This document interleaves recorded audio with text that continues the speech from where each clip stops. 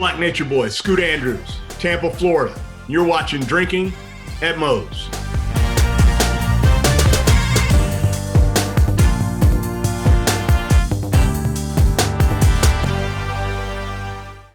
Everybody, welcome Drinking at Moe's. Your host, Big Mo here. We got a great show today. An ROH original. I mean, you can't get more original than being on the first damn show. Scoot Andrews, how the hell you doing? I am doing well, man. Thank you for having me. Glad to have you on. Thing I like to start off with each of my guests with is what got you started as a fan, and then what you got you started, making the jump into the business. Everybody's got their own story. Well, my fandom started in Jacksonville, Florida, going to Florida Championship Wrestling every Thursday night, watching the likes of Dusty Rhodes, Jack Briscoe, Steve Kern, Jerry Briscoe, Ron Bass. It just goes on and on. So did that growing up every Thursday night, man. It was like our thing to do as a family. So we went. If my family couldn't go, then the family across the street, who was my adopted family, they would take me. So Nice. Found a way to get there pretty much every Thursday night. And then as I got into high school, one of my buddies who I played high school football was a huge fan. So we went every Thursday night. So Nice. It was fun, man. It was a great atmosphere. It was always sold out. Well, it was sold out if Dusty was on top. Yeah. If Dusty was not on top, then it was probably about 75% full. But yeah, it was a good time, man. Good time. And then breaking into the business kind of happened on a fluke. I played college football, moved back home, and really was looking for something to scratch that athletic itch. Playing softball wasn't getting it done. Playing flag football wasn't getting it done. So I joined a fraternity in college that was all football players. And I get home and then come to find out all of my high school buddies have joined the same fraternity. Coincidentally, didn't know until I got back and realized, I was wearing its Greek letters and oh my God, we're brothers. So long story short, kind of affiliated with their chapter, and we were trying to come up with a rush event to get people to be interested in the fraternity. And we decided to put on a wrestling show. So we rented a ring from a local promotion, and we didn't know what the hell we were doing, but it was fun. We did it. It was a hit, so it became an annual thing. After the second year, one of the boys pulls me aside and goes, "Hey man, you kind of look like you know what you're doing. Why don't you?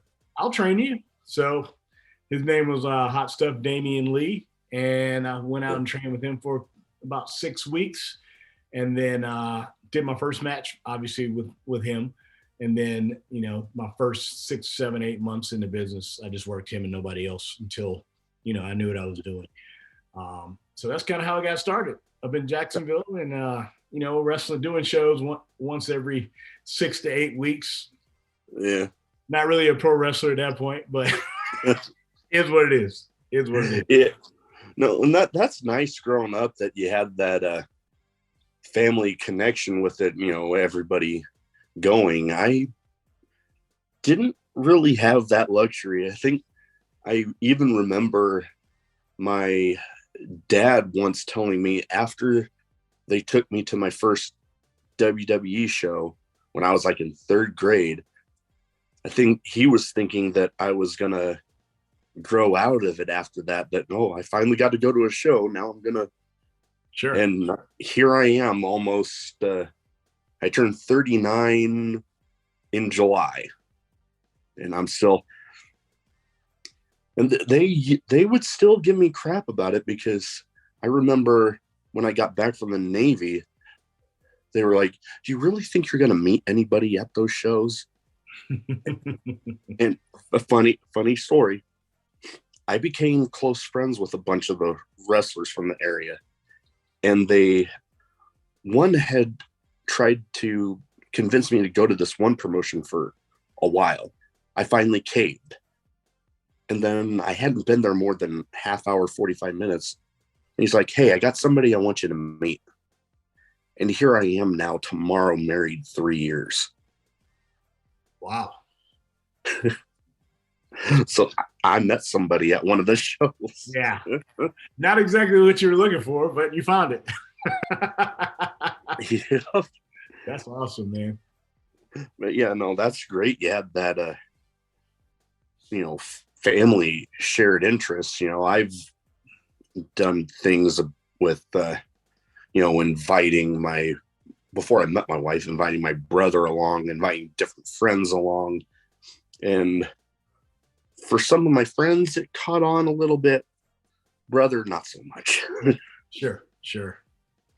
But next thing I was wanting to ask you about, I kind of brought it up in, introducing you, is the early ROH days, because like we said, you were in the first one and you're in a handful of others, if I remember right, because I was, in doing my homework for the episode, was looking up, your history and everything. Sure. Yeah. So I was on the very first show, along with a few of my buddies, Low Key, Christopher Daniels, Monster Mac, and Danny Maff, SAT, I think maybe even CM Punk, I can't remember. But it was kind of an offshoot from ECWA. I did the Super 8, worked Christopher Daniels in the finals. And I remember Rob Feinstein, however you pronounce that, was there selling his videos. And he was kind of in cahoots with the guy that started it. So yeah, he grabbed a few of us from Kettner's promotion at ECWA, where I was the champ at that point. He put the strap on me for like a year and a half almost. So, we go over to this Ring of Honor thing, and, he tells us stuff. We're going to shake hands before every match. And, the way it was laid out, we're kind of like, well, that's different, whatever, as long as it pays, who cares? So, we did it. And next thing you know, it was a big hit up in Philadelphia where we did the first show. Next thing you know, we're in Connecticut. Next thing you know, in Massachusetts. So it turned out to be a really good deal for a lot of us. But I'm very honored to have been on the first one. And Gabe Sapolsky was the actual booker. Are you back? Had a little bit of technical difficulty there. I don't know what the heck. Yeah, you froze. Yeah, but I'll edit it. No but worries. you were talking about some of the early ROH days and the you brought up the Super 8 tournament and working with guys like Christopher Daniels. Okay. Yeah, and then like I said, they kind of booked a lot of us from Kettner's promotion over to ROH. And we did the first show in Philly. It was a good time, man. It was a little weird because we had to do the handshake thing at the beginning. Gabe was booking. Now Gabe's like a big time wrestling guru. But they put me with Xavier back then. And I pretty much worked him on everything that I was on. So good times, great people, man. It was an honor to be on. No, I can imagine some of those early shows. Oh, we froze up again. I can still hear you. Gotta love technology. Anyways, okay, good. But I've seen a bunch of those early ROH shows, and man, the matches were amazing. I mean, you brought up the SATs. They were actually the first episode I did of this show over Zoom.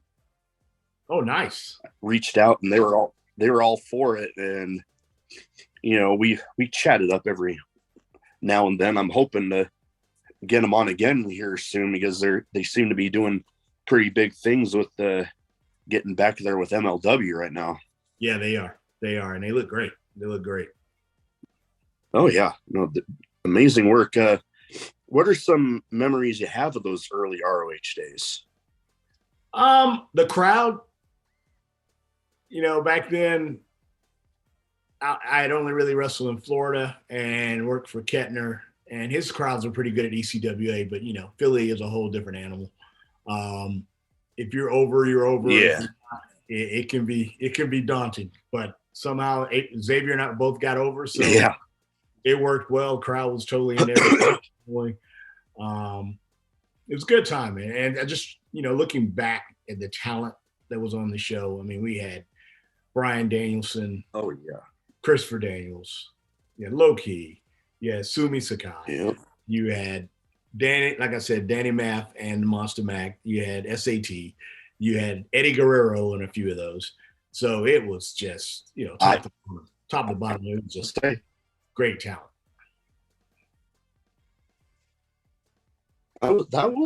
You brought up Eddie Guerrero there. I do remember seeing his match from at least that first show. What was it like sharing a locker room with him? Because, I mean, you hear different stories, and I mean, back then it was like in between when he got let go and then before they brought him back. How was he in the locker room back then? So I have a little bit different relationship with Eddie because he lives here in Tampa. And during this time, I was doing the ECWA thing and starting to do ROH is when I started to do dark matches and enhancement, obviously, for WWE. So I met him actually after the show. I had applied to Ybor City, so it was a local. We're at the Ice Palace here in Tampa now, called Amalie Arena. But Christopher Nelson and I gave him a ride from the arena to Ybor City. So I met him at that point. Chris already knew him, and then ran into him a couple times going out.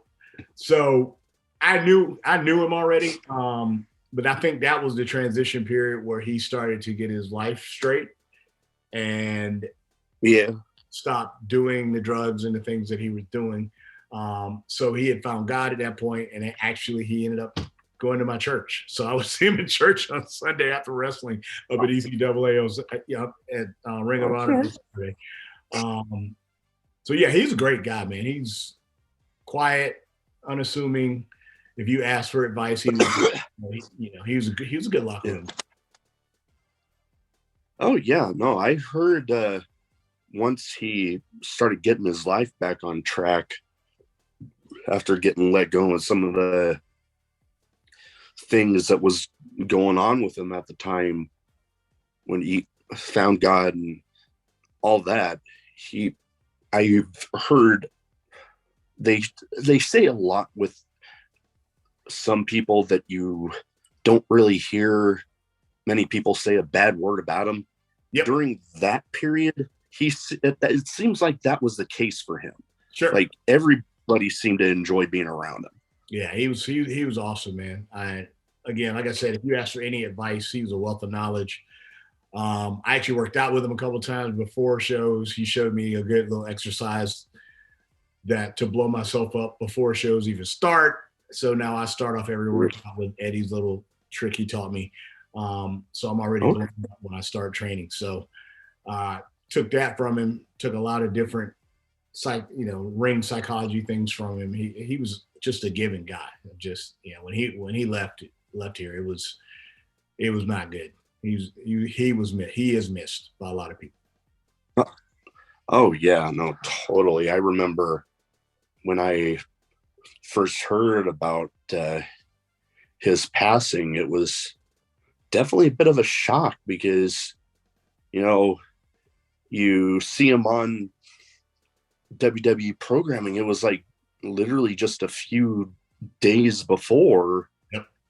And all of a sudden it's like, wait, I just saw him on TV. Sure. But yeah, no, that definitely a sad day. But you brought up doing some work for WWE. What was, you hear different stories about how they are behind the scenes and everything. What was it like for you? So I was brought in by Kevin Kelly, the announcer, if you remember him. He Oh does. yeah. I think he does New Japan now. So Kevin was the in for about four of us in the Florida territory down here. So we get in, and the first time nobody even knew who I was, so it was typical. Everybody's just giving me that look like, "Who are you? What the hell are you doing here?" But I signed in, met up with Tony Guerrero, who typically handled the extras, did all our paperwork, and he just kind of asked me, what my work style was like and who I'd worked in the past. And he goes, "Great, got a perfect opponent for you." And very first time, rewind a little bit now. My very first match with them was actually in the very same Jacksonville Coliseum that I used to go to on Thursday night. So that was cool. Oh, wow. But then, I'm in catering, and then Tony comes up and goes, "Hey, we got you first dart match. You're going to be working Super Crazy." I'm like, "Who the Super Crazy? Who is that?" I never heard of it. Because he was just starting to come into the States. So go to meet him, and I remember we had Savio Vega there, and I think we had, oh God, what's his name? I can't remember the other guy's name, but he didn't speak a lick of English. So here's my first dart match in my hometown in Jacksonville Coliseum, and I'm like, if we blow a spot here, there's no way I'm going to be able to communicate anything to him about. So fast forward to the end, everything went great. Great match. The crowd was into it. It was actually televised. If you remember, there was I forgot the name of the show, but WWE would show it on the Hispanic channel on cable. Okay. What's the name of that channel? I forgot the name of the channel because I never watched it. But I think it was called WWE Universal, maybe. I was trying to remember. I think I remember back then they had stuff like Velocity, Jacked, Sunday Night Heat. Yep. Did all those. God, bunch of those. Show. Anyway, it's the one channel on cable that's all Spanish, and everybody knows what it is. I mean, it'll come to me as soon as we hang up on the call, but the match was awesome. He was awesome. We had a really good time. I had a bunch of people there that knew who I was. So they were like chanting my name, which is pretty cool, which you don't usually get when you're doing a dart match. Yeah. And I just remember going back through the curtain and just, Savio and everybody was like, "Damn, you're over here, kid." Like, well, it's hometown. So Dr. Tom Pritchard and Guerrero kind of took a liking to me. And every time I was backstage, they always made sure I worked, and they always made sure, Guerrero's thing was he'd walk the books behind his ear, and he'd have his little clipboard, and he's like, "All right, your second dart match.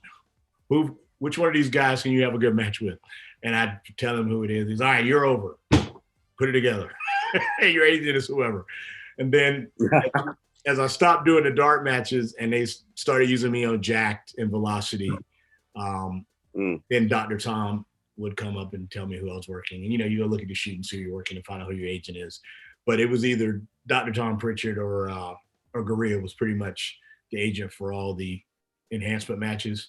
So, I was over with those two guys, so I got treated fairly well. It was awesome. And then, the boys in the back, when you start getting ribbed by some of the guys, yeah, I like you. So I was ribbed a few times, which is great. I mean, it was awesome. I was happy. And then it culminated with actually doing a speaking part on Sunday Night Heat, where Michael Shane, who is the nephew of Shawn Michaels, and I did a tag match against Spike Dudley and Tommy Dreamer. I remember. And Dreamer was the agent for the match. So they did it. They set up, you saw it. They set it up where we were coming in and we're talking about, "I hope we get a job tonight, blah, blah, blah." And then Spike walks by and we shake his hand and niceties, and then he leaves and we start bashing him because he's so little. And Dreamer comes in and goes, "You want to see how tough he is? Meet us in the ring." So, that was my one speaking part at WWE, which was awesome.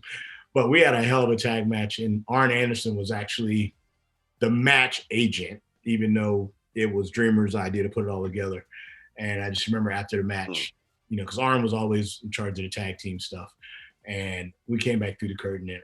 Arn was like, that was a hell of that was a tag team match. So, Arn doesn't give out compliments very often. Matter of fact, I don't think he ever spoke to me before that. But after that, I'll take it. Arn gave me a compliment. I'm good with that. So, they treated me well. I can't say that I was treated poorly by anybody backstage at that point. No, can't beat a guy like Arn giving you a compliment on your match. I gotta say that. No, you can't beat that. And but you bringing up Arn, but yeah. Anyways, bringing up Arn, Four Horsemen, segue into my next thing. When doing my homework, the thing that popped up quite a bit was the Black Nature Boy. So where did that all come up? So that actually started from the day that I broke in. I was a huge Ric Flair fan back in the day. Everybody else was cheering for Dusty. I was cheering for Rick. So I, pay homage to him a little bit. And I was like, there's been Nature Boys, but there's never been a Black Nature Boy. So let's go with it. So went with it. And then obviously rewind to the fake show we did for the fraternity. I did basically Ric Flair impersonation. So the guy that trained me was like, no, we need to work that in, and you need to be the Black Nature Boy. And that's where it started. So at the beginning, I, did Flair type stuff, figure four, chops, and then as I got better and, kind of got into my own groove, kind of got away from all that, but kept the moniker. Actually, the moniker is what got me into WWF at the time. Was Kevin Kelly showed them, they're like, dude, you got to see this guy named, he's the Black Nature Boy. And they're like, oh, let's what? Black? Never heard of that. So they watched it, and that's how I got in. So I am pretty happy with my choice of monikers. And then as I got older and away from all that, it became more B&B than Black Nature Boy. So you hear a lot of the boys will call me B&B, and they won't call me Scoot. They'll just call me B&B. So that's why when you look at my Twitter handle or anything else in my trunks, it's always just B&B. You never see actually the Black Nature Boy written out anywhere. And you're frozen again.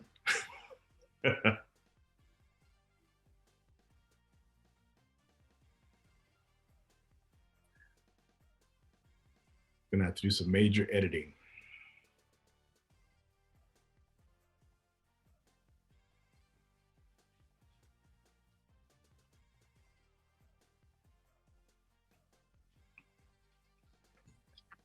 There you are. Yeah, there we go. He's back. I'm back.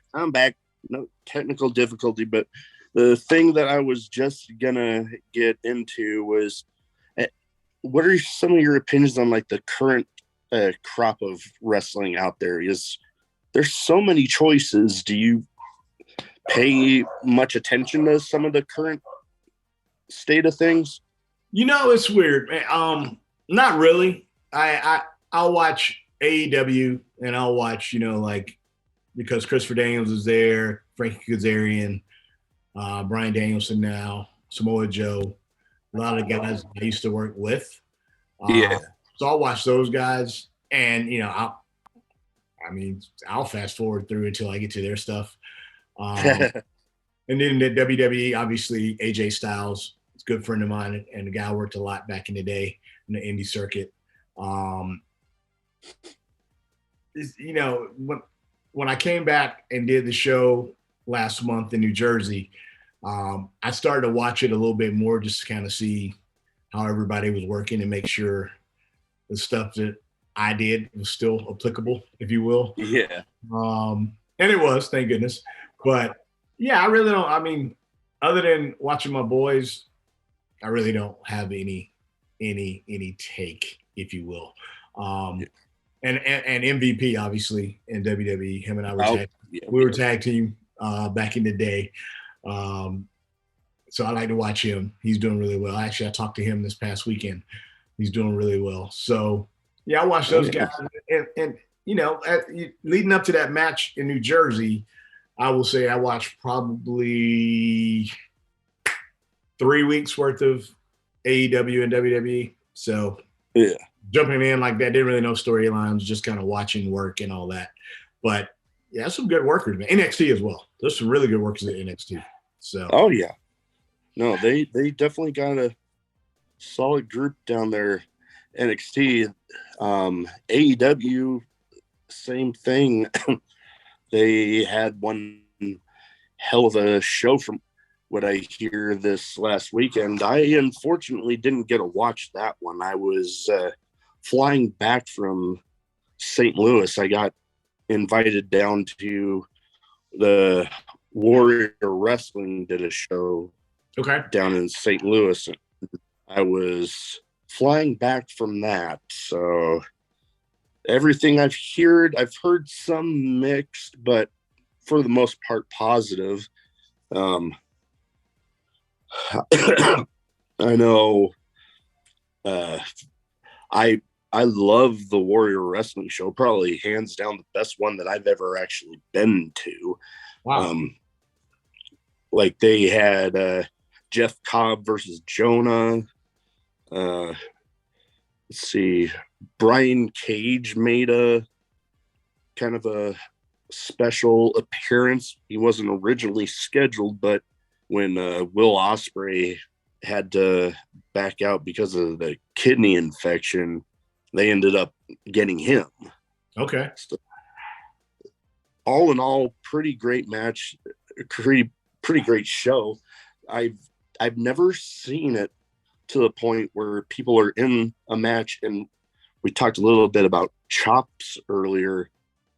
Some of the guys, they would be chopping each other, and they'd be getting them so hard you could literally see the sweat just like, oh yeah, that's the way it's supposed to be. That's the way it's supposed to be. Oh yeah.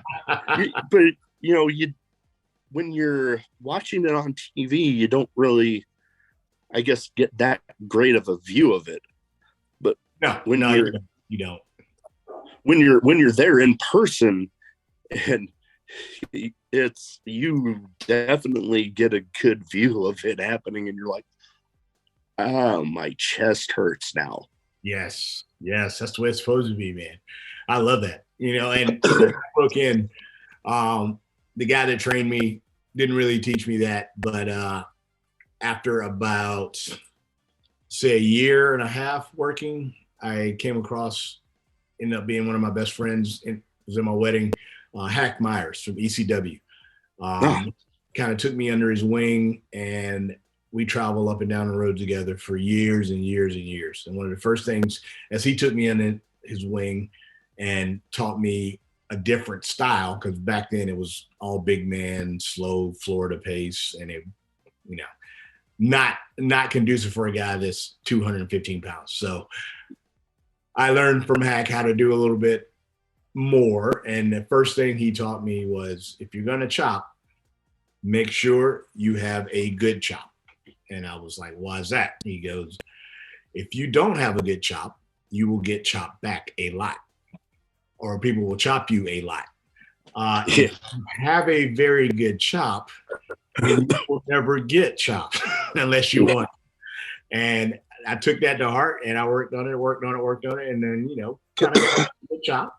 Some of my early matches on IPW with Mike Sullivan, Freedom Rider Mike Sullivan. I don't know if you've heard that name before. I've heard of it. But we had a feud going in Florida for years, and we'd always, our culmination match at a promotion would always be, we do the Ric Flair Steamboat, chop each other till one couldn't take it anymore to get the match going.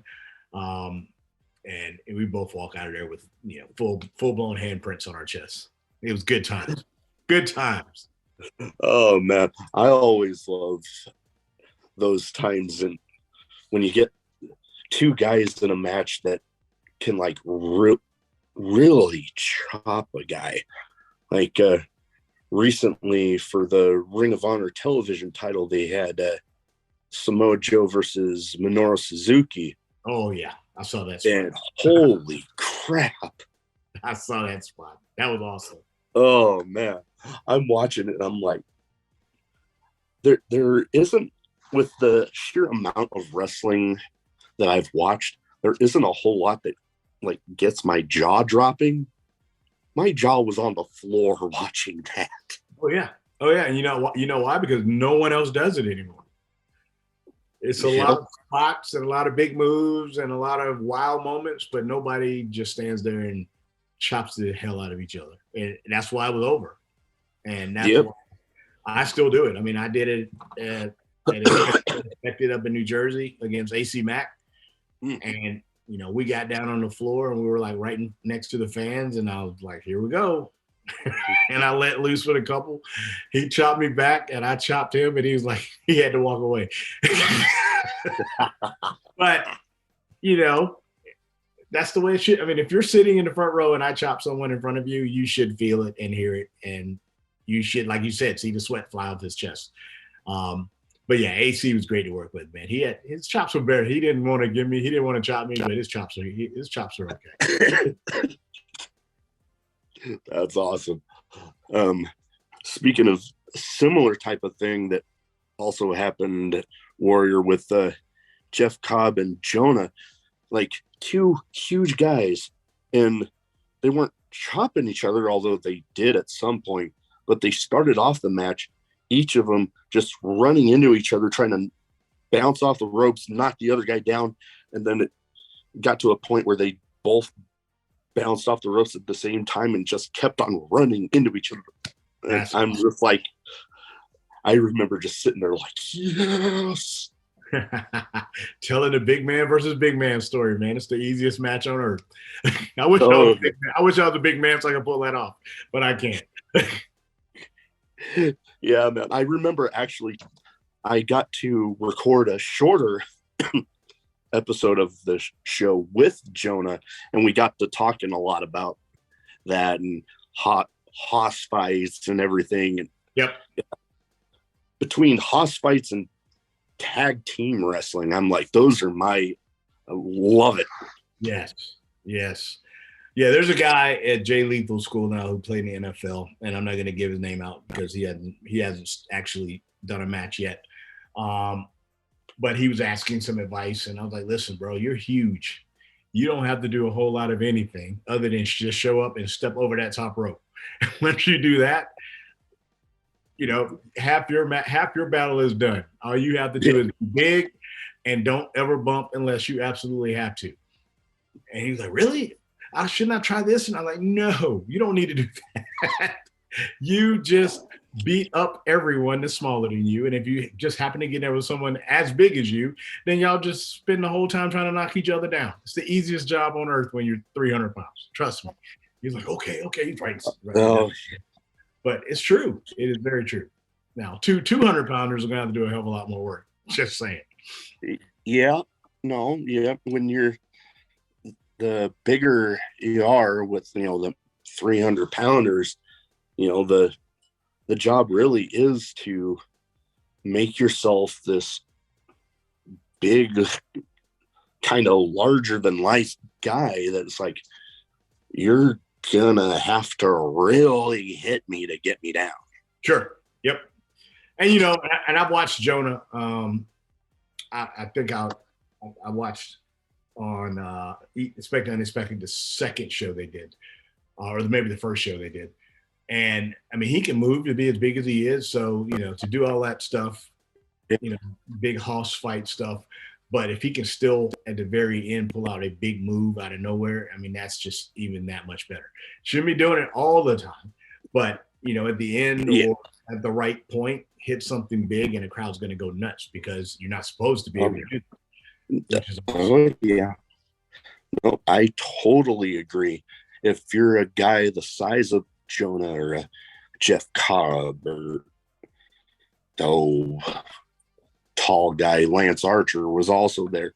Like if you can move around like a cruiserweight, Yep. at that size, yeah, you don't want to do those cruiserweight type moves all the time because then it's like people get desensitized to it. Absolutely. You want to make when you hit that move, people's jaws go on the floor because they're like, holy crap, I did not expect that out of him. Absolutely. And that's the point. So, yeah. Good stuff, man. Good stuff. All right. So I got a couple different categories here. First one's a speed round. I name off some people. You give me your first thoughts on them. Okay. And I kind of like to tailor it to my guests. So each of these people has been somebody you've had a match or matches against. Okay. We kind of brought up the first guy a little bit ago, Tommy Dreamer. Tommy Dreamer. So one match with him. So some people just supposed to say the first thing that comes to my mind. Super smart. How's that? No, he is one hell of a smart cat, that guy. Yes. All right. Next off, some guys that we brought up a little while ago, the SAT. Innovative. Mm-hmm. Gotta agree with you there. I mean, look at the amount of stuff that they're credited with inventing. I mean, shit, the Spanish fly, something that gets used so often that, like, there's times where I will joke with them about, somebody using it and not winning a match. And like, hey, if they would have taken notes from you, they probably would have won the match. Absolutely. That should be a finish. That should not be anything but a finish. Nope, I totally agree. Next one, Spike Dudley. Oh, Spike. Tough as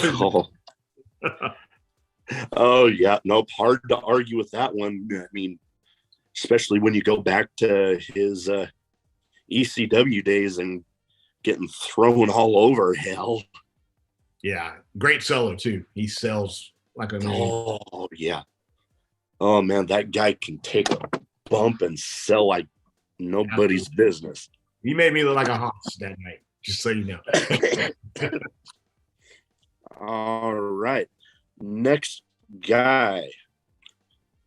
Another guy we brought up, Christopher Daniels. Unbelievable. That's all I can say. It's the only word that comes to mind. I wrestled that guy 100 times, and every single time it was match of the night. So, love that guy.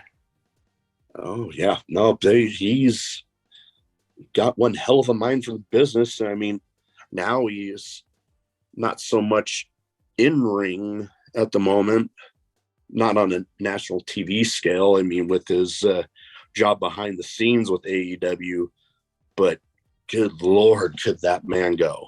Yep. And he did that one match with Daniel Bryan on AEW about a month ago. Right after Tony Khan bought Ring of Honor. Yeah. I sat there and watched it, and just as he was doing, I've wrestled him so many times that as he was going into each one of his spots, I was calling him out as he was doing it. And my daughters are like, how'd you know he was going to do that? Like, I've been there, just so you know. I actually called him right after that show, and I was like, dude, I can't believe you're still going like that, man. That's crazy. Kind of inspired me to come back, and here I am getting ready, doing ETU, and I'm about to do a show June 12th in Jacksonville. So he got me inspired, so I had to get in shape and get back in there. Nothing wrong with that. I mean, Yeah, that was one hell of a match right there. It was. It was. It was. All right. Next one. Kind of a random question round. Ask some questions. You answer how you see fit. Okay. Some wrestling related, some not. All right. All right. Most memorable road story. Oh God. Who's watching this now? Who knows? Oh Lord. All right, we'll keep it clean. You can get. So I would say, yeah, God, I got a ton. All right, it's a Hackmeyer story. And God rest his soul. I shouldn't even tell you this on air because he's not here to defend himself. But one night we went out in South Florida after a show, and we decided we weren't going to waste money on a hotel. We're just going to drive back, right? So from Tampa to Miami is like 4 hours. There's a big old road called Alligator Alley that goes from one side of Florida to the other. It's basically nothingness and alligators all on both sides of the highway with a fence separating you between them. So he was drunk. He had passed out, and he said he had to pee before he passed out. We get to the end of Alligator Alley. We get to Naples, like pull off to a gas station, tell him, run in and go to the bathroom. He gets out to go to the bathroom. And I look down, and he's already gone to the bathroom.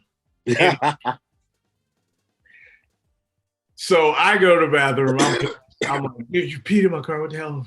So I come back from the bathroom myself, and he has taken my wife's sweater that was in the backseat, and he's trying to clean. He's so drunk. He's cleaning up the car with my wife's sweater, thinking it's a towel. Oh no! And then I had to explain to her why I threw her sweater away. So that's a good clean one. I got a bunch of non-clean ones, but that's a good clean one. I'll leave it at that. Yeah, we'll leave it at that. I remember I did a guest ring announcing spot one time, and at the after party, I was sitting there drinking with there was a few people. Warhorse was there, the now Ruby Soho, and they had karaoke going on, and I was like, at that point I was hammered, and I'm like, I hear this song, I'm like, I think I recognize that song, and I go up and like looking at the lyrics, and before I know it, somebody's shoving a mic in my face, and then I start drunkenly singing the Puddle of Mud song, She Fucking Hates Me. Very nice. Oh man. Some of the people that were there that night, they don't let me forget that one. Nor should they. All right. Favorite thing you like to do on a day off? Well, workout is one thing. Got to stay in shape, even though I'm old. Mm-hmm. I have teenage daughters, so I got to make sure that I am still jacked enough to scare their boyfriends. So that's one thing. And then I would say, just chilling, man. Just sit around the house with the family, binge watching something on TV. Mm-hmm. After obviously get the workout in, so I'm not a total veg, but chilling on the couch, watching something good, and just enjoying my family. That's what I like. Nice. Whenever I have kids, or my wife and I have kids, I have in my head the scene from I forget which Bad Boys movie it was. The second one, where they're like scaring the guy as he's coming up to take the daughter on a date. He's like, Will Smith's like, I ain't going back. I got it memorized. I do it every time there's a new boy that comes over. So, oh man, I can so see myself doing something like that. It's gonna be without the gun. Without the gun, I don't use the gun. I do it without the gun. But I mean, I could, but I probably won't. Yeah, or maybe I'll Sometimes I do an answer. I'll answer during my wrestling trunks, which is always gets over with. My wife hates that part, but it's funny. Oh man! All right, next one. Favorite drink, alcoholic or non? So now that I'm an old man, it is now an old fashioned smoked. Interesting. Prior to being an old man, it was vodka club soda with a lime, but it is definitely an old fashioned now. That's my jam now. You know, for me, when it comes to alcohol, I'm mostly a beer guy. When I was in St. Louis, they don't sell Stone Cold Steve Austin's beer here in Nebraska for some reason. Mm-hmm. But they did in St. Louis, and I found it, and they only sell it in 4-packs, but I drank the whole damn thing. Nice. Outstanding. And outside of that, I am a big, kind of a big margarita guy. Like, I got my 2 favorite tequilas, one owned by The Rock, the Terramana. Yep. Great stuff. And then one used to be owned by George Clooney, Casamigos. Okay. Great stuff. Love it. Like you put that. I'm a good big tequila guy as well. So you put that stuff in a margarita, you can barely tell there's any dang alcohol. Absolutely. And that's not a good thing. Not a good thing at all. It can be dangerous. All right. Next one. Best advice for somebody getting into the wrestling business. Shut up and listen. Just shut up and listen. Period. That's it. I was told that. Everybody I know that's been trained down here at the best schools is just shut up and listen. That's it. The only way you're going to learn in this business is to listen to what people have to tell you. If you go in thinking you know it all, you're never gonna amount to anything, and you're gonna piss a lot of people off. Yep, I can testify to that. Not necessarily being a wrestler, but knowing the amount and being as close to some of them as I am, I can always tell when a newer guy is kind of rubbing them the wrong way. Yep. And, being a know-it-all. And, it's good advice, for life in general, if you think you know it all, you're going to rub people the wrong way. But if you're willing to, somebody trying to give you some advice and you're willing to just shut up and listen, you might learn something. Absolutely. And then I would also say that, once you've been in for a minute or two, then it becomes, just be a good locker room guy, man. Be a guy that the young guys can come up and ask questions. Be a guy that the older guys, respect. Be a guy that the promoter, if he's on the board, on the wall of should I book him or not, will book you because, you're not going to be a problem. You're going to be somebody that gets it. You're going to be somebody that is professional, keeps the locker room light, joking around, having a good time, but just be a nice freaking guy, period. There's no need for assholes in the back. Oh, yeah. They're not in the back. And I mean, really, and like we brought up in life in general, Sure. No need for that. No room for it. There's too much of it to begin with. True. Very true. Lastly, where can people find you as far as social media and, some of the events you got coming up? So the only thing I use for wrestling is Twitter, and I can be found on Twitter at B&B Scoot Andrews. Just straight B&B Scoot Andrews, no dashes or anything. B&B Scoot Andrews. And then, Facebook and Instagram is more my shoot life. So everything wrestling related is Twitter. So that's where you can find me. Gotcha. And then upcoming shows, I have River City WrestleCon, June 12th. Working a guy named Kiko Harris in Jacksonville.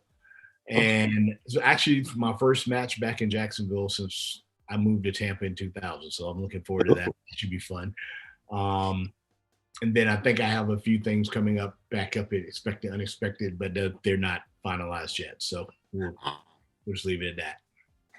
Gotcha. We'll provide links to Twitter and all that in the description for the YouTube version. But kind of like you were mentioning with Facebook, I do have a separate one for personal life, and I made one for the show. So like there'll be times where people will ask me about stuff going on with the show on my personal one, and I'll be like, here, I'll one or two here or there. Sure. Just, people being nice and stuff, that's the way I operate. If you're genuinely asking, heck, there you go, Absolutely. But anyways, that's about all I have for today. Okay. I want to thank you for taking the time to talk to me. It was great to talk wrestling, and I mean, that's a passion of mine. It's helped me so much since I've gotten back from the military, so I want to share it with as many people as I can. That is outstanding, and I appreciate you having me on. It's weird being an older guy that was around back in the 2000s, and now, I'm doing podcasts left and right, and it's just like weird that all of a sudden people want to talk to me again, which is actually cool. I like it. So I appreciate the opportunity, and I look forward to maybe doing it again sometime, and maybe seeing you out at the shows. Oh yeah, definitely. You're welcome back anytime. Outstanding, man. Thank you again, and it was a pleasure. Definitely.